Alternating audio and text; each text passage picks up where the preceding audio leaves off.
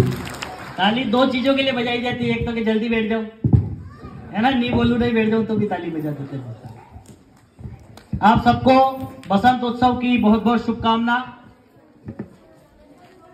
बसंत पंचमी को श्री पंचमी के नाम से भी जाना जाता है। माता सरस्वती, जिसके लिए कहा जाता है वर्णा नाम अर्थ संज्ञा नाम रसा नाम छंदसाम अपि मंगला नाम च कर्तारो वंदे वाणी विनायको सरस्वती श्रुति महती महीयताम। स्वर शब्द प्रबंधों की निर्मात्री वागेश्वरी के प्रकट उत्सव के रूप में भी बसंत पंचमी का त्योहार मनाया जाता है। बसंत का जो पर्व है वो जीवन में ये संदेश देता है कि सुख के बाद दुख और दुख के बाद सुख का जो चक्र अनवरत पूरी जिंदगी चलता है, ये संदेश भी प्रकृति हमें देती है। और हमारे जितने भी भारतीय त्योहार हैं, उन त्योहारों पर लगता है कि वो त्योहार हैं। आज आपको लग रहा होगा कि प्रकृति में कुछ परिवर्तन है, और यही उस पर्व के विराटता का परिचायक भी है। जीवन में पतझड़ के बाद खुशियों का आना भी बसंत का सूचक है। वो कहते हैं ना कि प्रेम जब अनंत हो गया, रोम रोम संत हो गया, और देवालय हो गया बदन मेरा, मन मेरा महंत हो गया।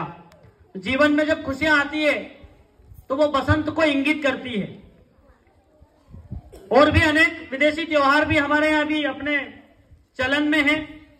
आज भी एक विदेशी त्योहार है जिसको भौतिकतावाद की अग्नि में दग्ध हमारी युवा पीढ़ी बड़े जोर शोर से मनाने की कोशिश करती है, वैलेंटाइन डे।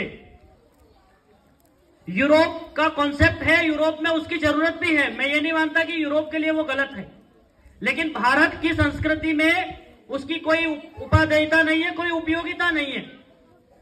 जैसे हम बसंत मनाते हैं, प्रकृति की आराधना करते हैं, क्योंकि हम प्रकृति से सीधे जुड़े हुए हैं। अगर प्रकृति प्राणवायु ना दे तो एक सेकंड भी हम जी नहीं सकते। लेकिन विदेशी मानसिकता को इतना अंगीकार हम लोग कर चुके हैं कि हमारे यहां भी उस तरह के कुछ घृणित त्योहार शुरू हुए हैं। यूरोप में वैलेंटाइन शुरू क्यों हुआ? आप जानते हैं ये किस व्यक्ति के नाम से मनाया जाता है? एक चर्च का धर्माधिकारी हुआ यूरोप में जिसका नाम था पादरी वैलेंटाइन। वो गलत आदमी नहीं था, वो भारतीय संस्कृति से बहुत प्रभावित था, और उसने वहां एक कॉन्सेप्ट शुरू किया कि उसके चर्च में जितने लोग आते थे उनको समझाता था कि भारत की जीवन पद्धति को अंगीकार करिए। तो लोग पूछते थे भारत की जीवन पद्धति क्या है? बोले वहां शादी का कॉन्सेप्ट है, हमारे यहाँ एक कॉन्ट्रैक्ट है शादी। भारत में शादी करना, विवाह करना एक पवित्र संबंध है। वहां के लोग मानते हैं कि एक बार शादी हो गई तो 7 जन्मों तक इस पवित्र बंधन में आपको रहना है। उसने इस बात को बहुत जोर शोर से प्रचारित किया यूरोप में, और कुछ लोग उसके अनुयायी बने। उन्होंने जो कॉन्ट्रैक्ट बेस्ड मैरिज होता था उसको खत्म करके शादियां की। तो यूरोप का जो बहुसंख्यक समाज था, जो भौतिकतावादी है, उसे ये बात पसंद नहीं आई, और उन्होंने उसकी हत्या करा दी वैलेंटाइन की। और जिस दिन उसकी हत्या हुई, उसके बहुत सारे अनुयायी बन चुके थे उस समय तक। उसके उन अनुयायियों ने उसकी पुण्यतिथि पर एक दिन चलाया जिसको वैलेंटाइन डे के नाम से जाना जाता है, जिसका यूरोप के लिए बहुत महत्व है कि वहां शादी कॉन्ट्रैक्ट नहीं है, कॉन्ट्रैक्ट है, हमारे यहाँ कॉन्ट्रैक्ट नहीं है। लेकिन हमारे यहाँ शादी पवित्र बंधन है, 7 जन्मों का बंधन है। उसके बाद भी उस यूरोप की डंपिंग कल्चर को हमारे यहाँ अपनाने का एक रिवाज सा हमारी युवा पीढ़ी में चल निकला है। तो कम से कम बसंत पर्व पर उल्लास का पर्व भी है और मधुमास का पर्व भी है। इसलिए हम ये संकल्प लें कि हमारी भारतीय संस्कृति को आज समूचा विश्व अपना रहा है। आज सुबह जब हम प्रेयर कर रहे थे तो एक न्यूज आई थी, अबू धाबी में, यूएई में, संयुक्त अरब अमीरात में हमारे देश के प्रधानमंत्री ने एक भव्य मंदिर का वहां पर लोकार्पण किया। वो देश एकेश्वरवाद को मानने वाला देश है, वहां के लोग दूसरे ईश्वर की आराधना नहीं करते, लेकिन भारतीय संस्कृति का इन दिनों इतना प्रचार प्रसार है कि वहां के लोग भी मंदिरों के कॉन्सेप्ट को स्वीकार करने लगे हैं। और हम लोग जो संस्कृति के पूजक हैं, प्रकृति के पूजक हैं, हमारे दिमाग में यूरोप की वो गंदगियां भरना शुरू हो गई है। हमारे यहाँ के स्कूलों में संस्कृत पढ़ाना बंद हो रहा है। स्कूल स्टडी ऑफ लंदन में अनिवार्य है, कंपलसरी है। अगर आप एडमिशन लेना चाहते हैं और आप फॉर्म फिलअप करेंगे तो आपको लिख के देना होगा एफिडेविट के साथ कि मैं संस्कृत पढ़ूंगा, अदरवाइज आपका admission school study of London में नहीं होगा। लेकिन हमारे यहाँ संस्कृत की शिक्षा खत्म हो रही है। हम बहुत आनंद से पर्व मनाते हैं, लेकिन कम से कम इनको अंगीकार करें। आज का जो पर्व है वो प्रकृति की आराधना का है। माता सरस्वती को ज्ञान की देवी कहा जाता है, लेकिन ज्ञान की देवी अपना प्रभाव कब बताएगी? अब मोबाइल खरीदते हैं, उस मोबाइल पे कंडीशन लिखी होती है एक्सपेंडेबल 128 जीबी, उससे ज्यादा का वो एक्सेप्ट नहीं करेगा। उस मोबाइल पे लिखा है। किसी मोबाइल पे लिखा होता है कि 256 जीबी से ज्यादा वो मेमोरी कार्ड एक्सेप्ट नहीं करेगा। सरस्वती का भी कॉन्सेप्ट ये है कि उसकी बुद्धि का प्रभाव आपके ऊपर अच्छा पड़े, इसलिए आपका सॉफ्टवेयर उतना अच्छा होना चाहिए, आपका दिमाग उतना अच्छा होना चाहिए। अदरवाइज ओवरडोज जो हम लेते हैं किसी चीज का, वो नुकसान भी करता है। सरस्वती का 3 बार प्रयोग गोस्वामी तुलसीदास जी ने बड़े सार्थक रूप से रामचरितमानस में बताया। जब राम को राजा बनाने की दशरथ जी के मन में विचार आया तो उन्होंने गुरु से मुलाकात की।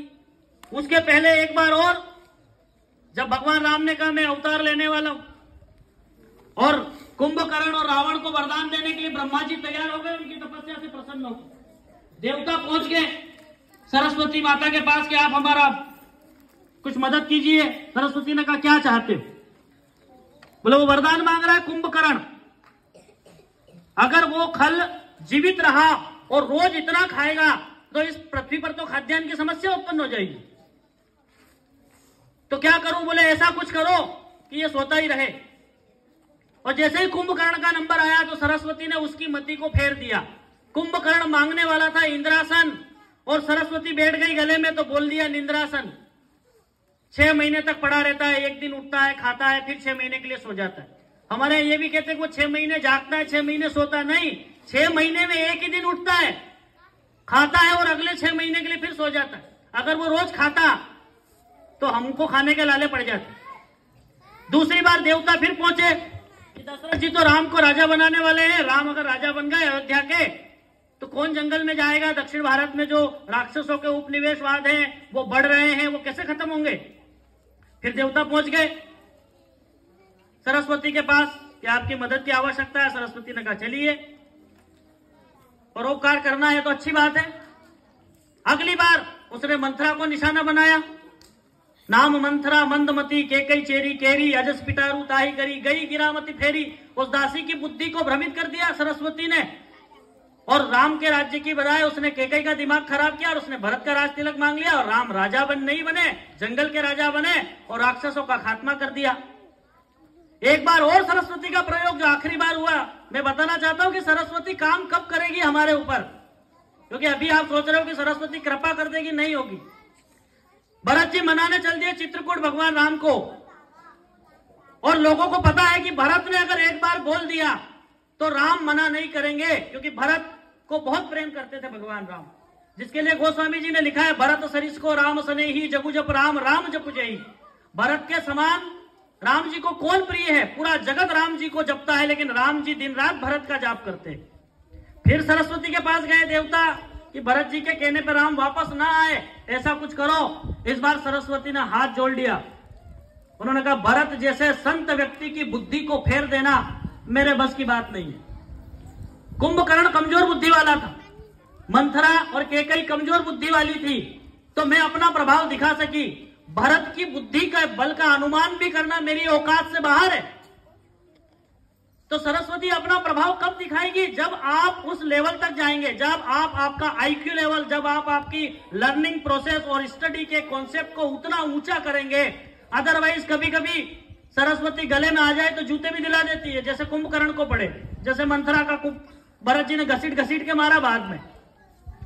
तो सरस्वती बुद्धि की देवता है। अगर आपको सरस्वती की वंदना करनी है और केवल बुद्धि के लिए करनी है तो हमेशा गणेश जी की उपासना के साथ करनी चाहिए, क्योंकि गणेश जी शुद्ध बुद्धि के देवता है और सरस्वती केवल बुद्धि की देवता है। अब आपको भी तय करना है कि सरस्वती काम तो करेगी, पर अगर आपका सॉफ्टवेयर ही अपडेट नहीं है तो उसमें इतनी सी मेमोरी आएगी। आप सोचो एक्सपेंडेबल से ऊपर अगर आप जाना चाहते हो तो आपका सॉफ्टवेयर, आपका आईक्यू लेवल, आपकी लर्निंग प्रोसेस और आपके अभ्यास को बहुत ऊंचा करना पड़ेगा, तभी सरस्वती काम कर सकती है, वरना सरस्वती से उम्मीद भी मत करो, कुछ नहीं होने वाला है। सरस्वती को पीले पुष्प पसंद है, प्रकृति का बोध है। दूसरे देवता भी है जिनको अलग रंगों के फूल पसंद है। आप स्टूडेंट्स हैं, स्टूडेंट्स के लिए उनका आईक्यू लेवल ही उनकी बहुत बड़ी चीज होती है, और ये कोई फिक्स नहीं है। बहुत सारी बार हमारे दिमाग में ये चीज हो जाती है कि मैं तो फिसड्डी छात्रों में हूं, मैं कुछ नहीं कर सकता। और मैं हमेशा एक चीज कहता हूं, हमेशा एक वाक्य दोहराता हूं कि our IQ level is our mentally process, हमारी बुद्धि लब्धि हमारे अभ्यास का परिणाम है। तो बसंत पंचमी आपकी परीक्षा के पहले आई है, तो एक संकल्प ये भी लो कि अभी तक जिन विद्यार्थियों ने नहीं पढ़ा है वो भी अपना रिजल्ट टॉप आने में, जो हमारे कक्षा में सबसे अच्छा विद्यार्थी पढ़ता है उससे हम प्रतियोगिता करेंगे, उसको चैलेंज करेंगे और उसके बराबर नंबर लाके बताएंगे, ताकि हमारे माँ बाप भी हम पे गर्व कर सके। आज सब इस बात के लिए इकट्ठे हुए हैं कि हम सरस्वती से एक ही चीज मांगे। कुछ नहीं होता है, आप परीक्षा के एक दिन पहले हनुमान जी को अगरबत्ती लगा के चले आते हैं कि भगवान मेरे को अच्छे नंबर दे देना। भगवान किसकी मदद करते हैं? जो अपनी मदद स्वयं करना जानता है। सबसे ज्यादा अगर आप बार बार भगवान के पास जा रहे हो तो समझ लीजिए आप सबसे बड़े आलसी है। कायर मन कहू एक अधारा, देव देव आलसी पुकारा।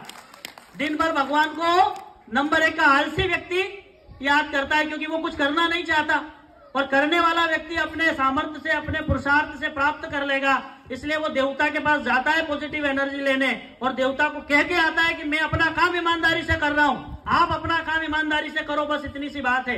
मांगने की आवश्यकता ही नहीं है। कभी घर जाके कैलकुलेशन करना, आपकी आंख कितने की है, आपका हार्ट कितने का है, आपके बॉडी में जितने ऑर्गन है वो कितने के, करोड़ों अरबों रुपए की संपत्ति वाला शरीर भगवान ने आपको दे दिया है। अब आप उसका सही उपयोग नहीं कर पा रहे हो, इसमें कोई देवता कुछ नहीं कर सकता।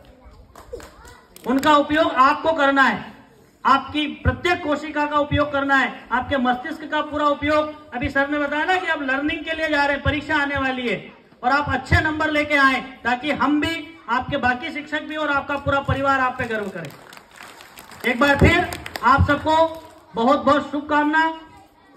आपके जीवन में भी खुशियों का बसंत इसी तरह बना रहे, दिल दिल के पास रहे, अधरों पर उल्लास रहे, नैनों में बसंत खिले, फूलों का मधुमास रहे। बहुत बहुत धन्यवाद।